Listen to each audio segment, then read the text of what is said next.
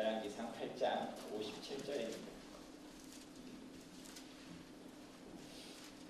제가 봉독합니다. 우리 하나님 여호와께서 우리 조상들과 함께 계시던 것 같이 우리와 함께 계시옵고 우리를 떠나지 마시오며 버리지 마시옵고. 잠깐 기도하겠습니다.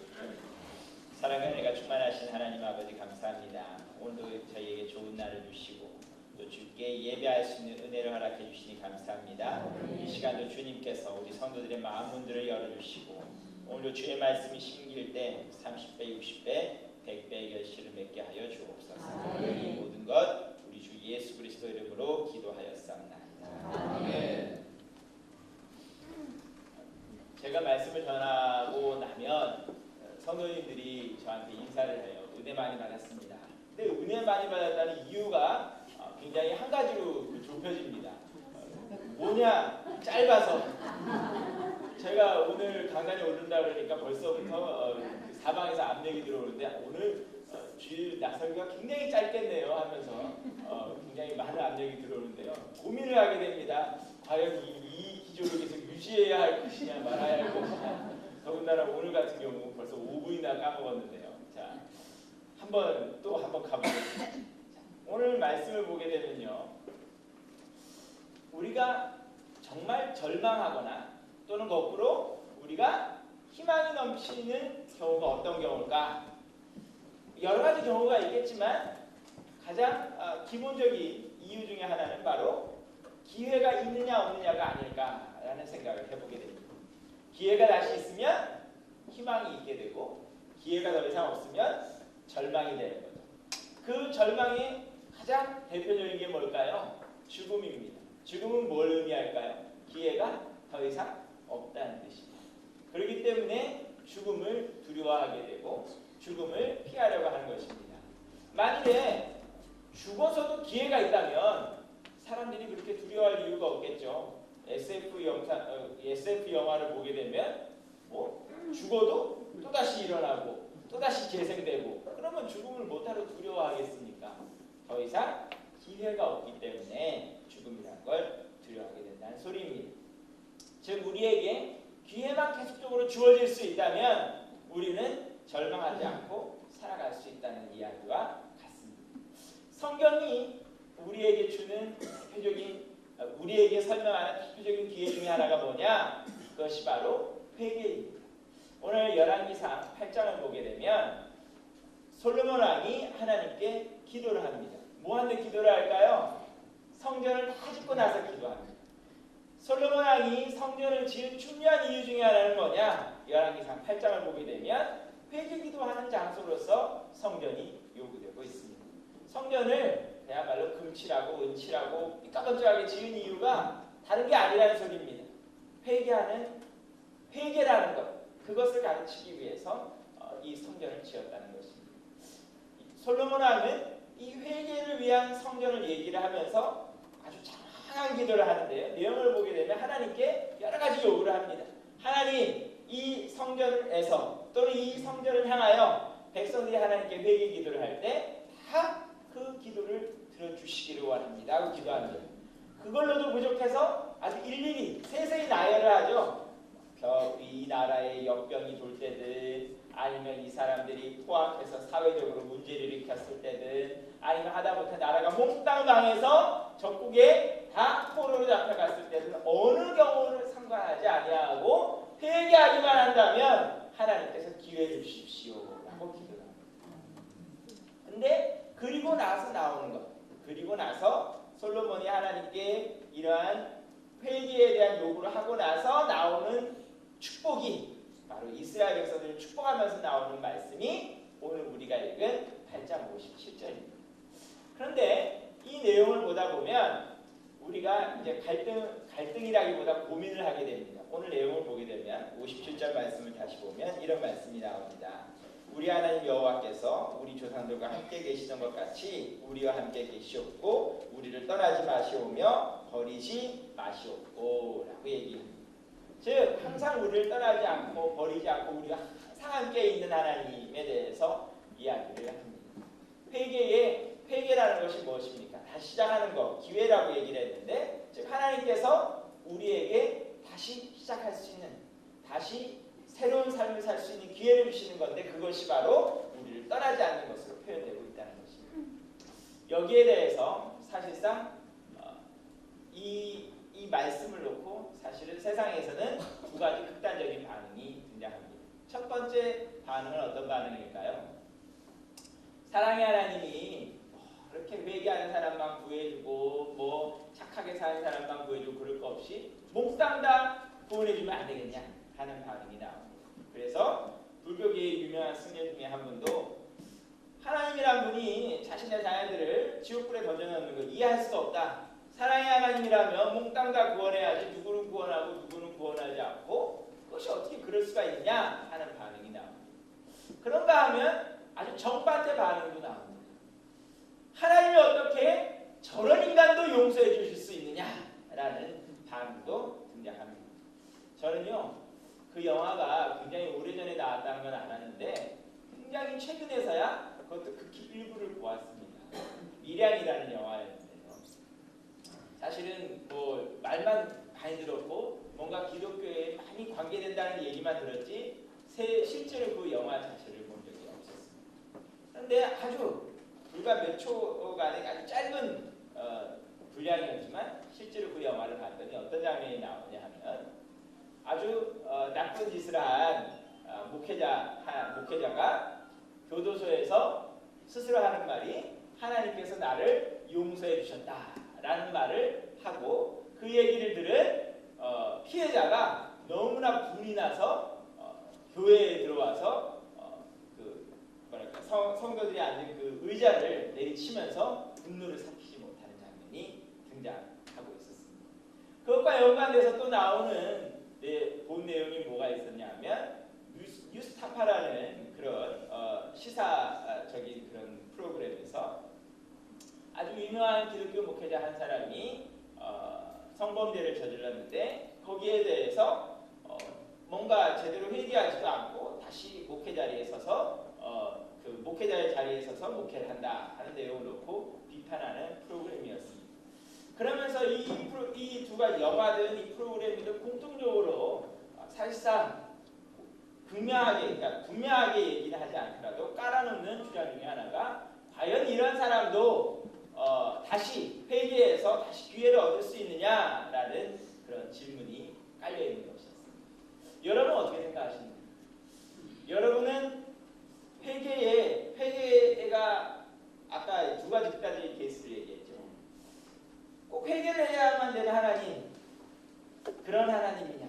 또는 거꾸로 하나님이 이런 인간도 살려주느냐라는 이런 두 가지 극단적인 반응에 대해서 여러분 어떻게 생각하십니까? 제가 성경을 놓고 양심적으로 얘기를 하자 그러면 성경에서는 어느 극단적인 경우든 간에 회개의 기회 자체를 원천적으로 막는 일은 없습니다. 그러하기 때문에 세상 사람들이 어떻게 비난하든 조롱하든 우리가 회개의 기회 자체를 또는 회개할 수 있는 가능성 자체를 원천적으로 닫는 것은 불가능하다는 소리입니다.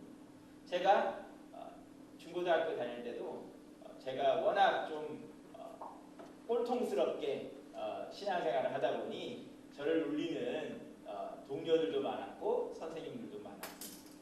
그런데 그분들 중에 직구준분들이 선생님들께서 가끔 가다가 수업 시간에 저한테도 똑같은 질문을 했습니다. 야 상은아, 이런 사람도 구원받을 수 있겠냐? 라는 그 질문에 대해서 답을 할 수 있는 건 하나밖에 없습니다. 예, 그렇습니다. 라는 답밖에 할 수가 없습니다. 성경에서는 그 어떤 상황에서든 하나님께 돌아서는 사람에게 기회가 있다고 했습니다. 회개의 기회는 누구에게나 주어지는 것이라고 했습니다. 아무리 극단적인 범죄를 저질렀다 할지라도 그 사람에게는 분명히 회개의 기회가 있다는 것입니다.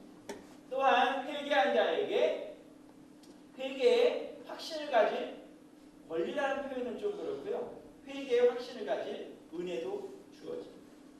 우리나라에서는 그런 예전에 의해서 그 예배드리는 경우를 이렇게 많이 보지는 못했는데 미국을 비롯한 서구 국가들을 가게 되면 특히 예전에 의해서 예배드리는 교회를 가게 되면 반드시 있는 것 중에 하나가 뭐냐면 용서에 대한 확신 부분.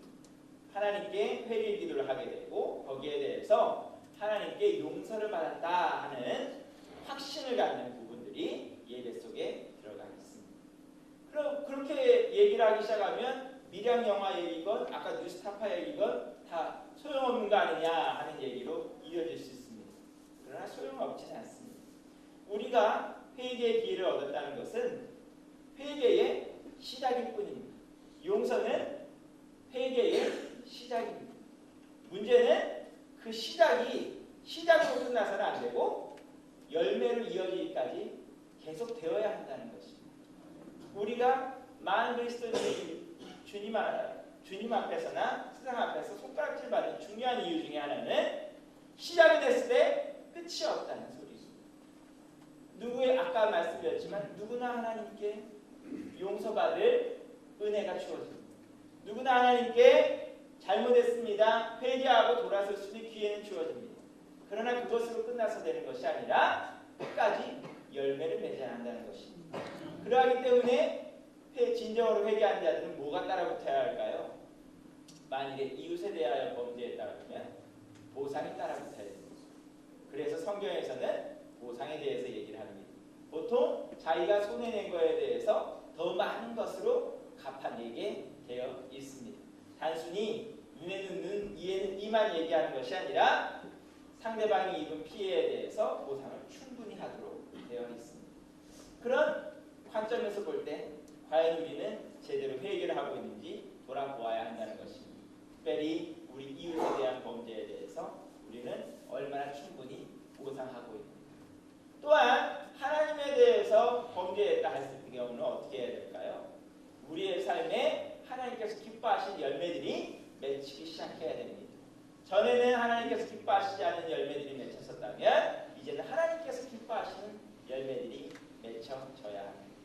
하나님께서 기뻐하시는 열매 뭐가 있을까요?